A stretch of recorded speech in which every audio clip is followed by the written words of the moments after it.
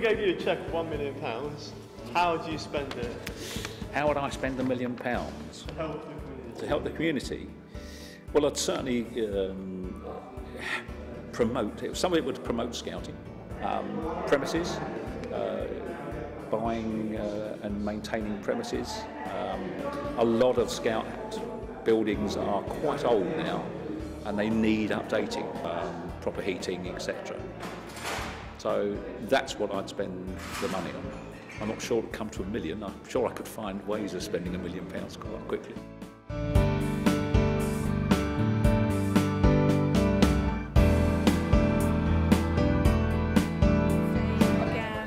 That there's no sports facilities for children who are under 5. And there are a lot of children under 5 who are interested in sport. One of the things that was mentioned to me was some sort of youth cafe. One certainly doesn't exist at the moment. I think if one was about, it would certainly be used, especially if there was computers and games computers. Well, I mean, as I say, the recreation ground down the road is quite large.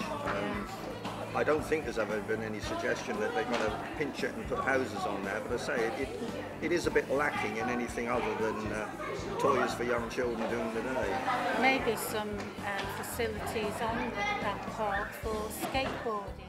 A lot on our project is the People's Community Garden up at Stoke Park. Now, I know there's a lot of allotment space up in northwest Ipswich, but that could be another sort of viable option, is to sort of try and sort of generate some sort of community garden in that part of the town as well. It embraces people who are in unemployment, people with all sorts of disabilities and needs, and, you know, helps bring the community together, or maybe get some social enterprise, maybe actually selling some of the produce or even just sharing it amongst the community. So what's good about this area? A lot of stuff. There's nice parks and stuff because like we have nice people to clean them up. Nice houses because our house is nice. So what's not so good about the area for you? Probably not enough football pitches knowing you. Yeah.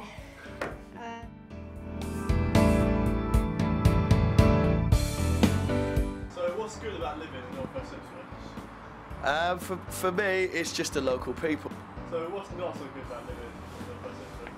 There ain't nothing not so good. I mean, if you want to look on that side of it, I would have thought just potentially stuff to do for the younger generation. I mean, luckily for me, when I was younger, there was a lot more to do. You know, we had our school would contribute with youth clubs, and we had a community club down at Castle Hill as well. So there was quite a variety of places to go.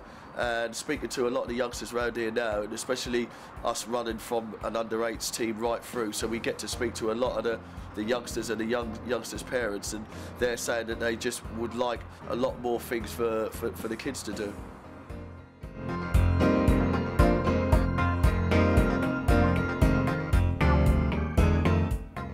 Gates, you know, we need better gates.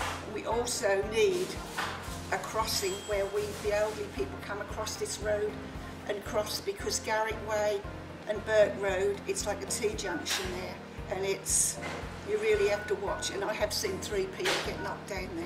So. If you go onto Henley Road, there's a big note to say beware uneven footpath. The footpaths here are disgusting. I mean, almost every slab is either up or down. People keep falling over it, old ladies fall over, break their noses, break their arms. There are, in this area, probably a large number of people who are not in employment for different reasons. So I think in many ways each of the sort of groups who might not be in employment will need sort of resources. So I guess for the people who don't have a job but need to be able to socialise and get out of the house. And you've got some ideas about physical disability? Yeah, I thought maybe what we will come to discussion with, so that people with physical disability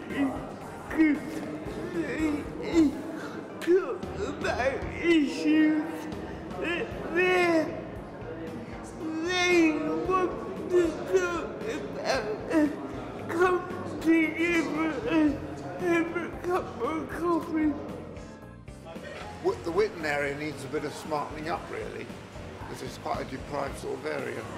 And just sort of perhaps redecorating the outside of the council houses. So the youth club there? A youth club with coffee. So it has refreshments, things like that? Yes, yeah.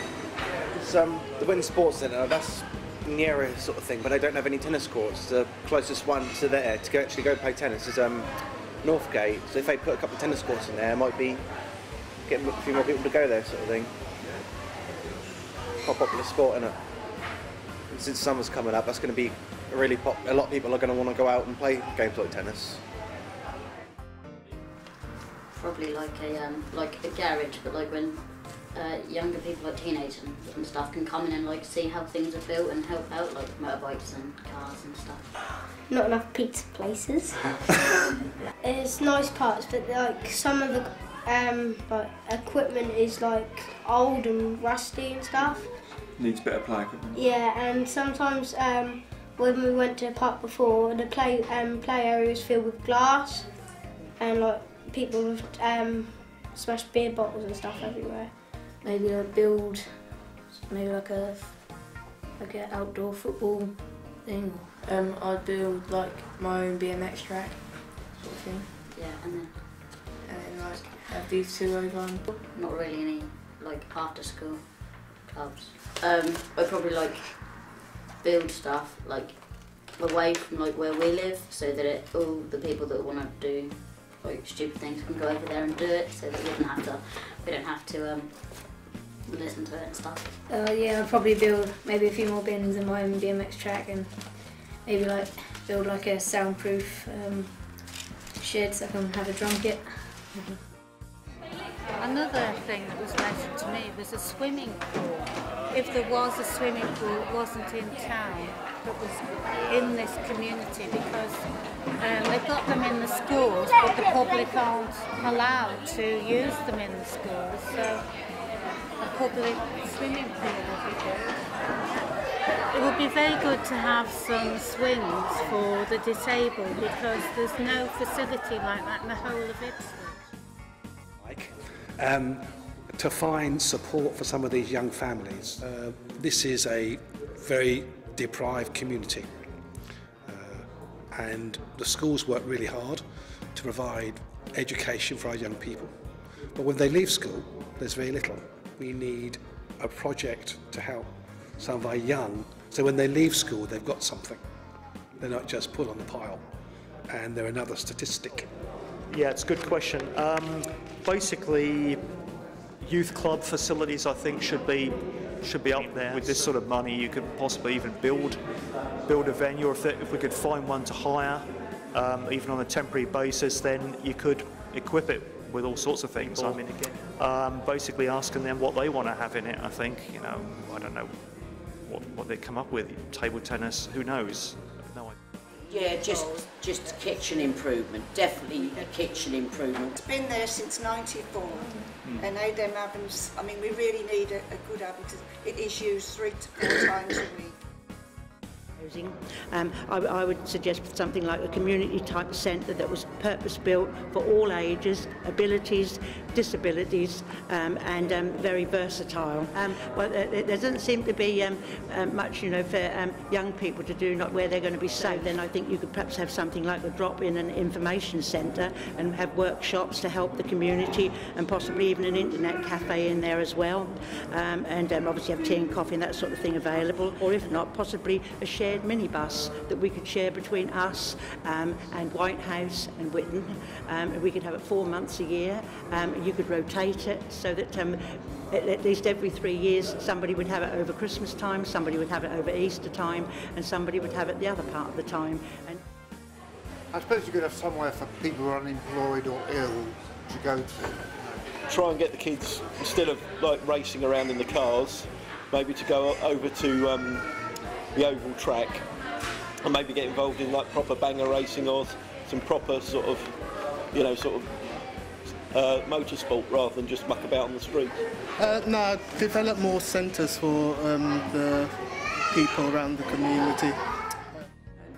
I personally feel like a play centre, like we've got at Wacky Warehouse in this area, would be a good idea for the children and the families, because there was one at White House that was totally brilliant, but unfortunately that closed, and there hasn't been one replaced in the area. So I think. Well, I don't know, because I was basically born and brought up in Whitton, and I can remember that being quite a community there, you know. And I think probably with the different cultures now living in the area, they should embrace it more, you know, create a community where nobody's really expelled, you know, it doesn't matter where you come from or whatever, so like it becomes one big community again. So there's a lot of children that hang about that don't have very much at all that I can see, ages from about 8, 10 to you know, secondary school, you know, till they get their exams. And I can see, you know, a lot of them hanging about, a lot of them, you know, the parents, that there doesn't seem, even though there's lots here in Ipswich to do, there doesn't seem to be a lot of things for them to do. Maybe things that are,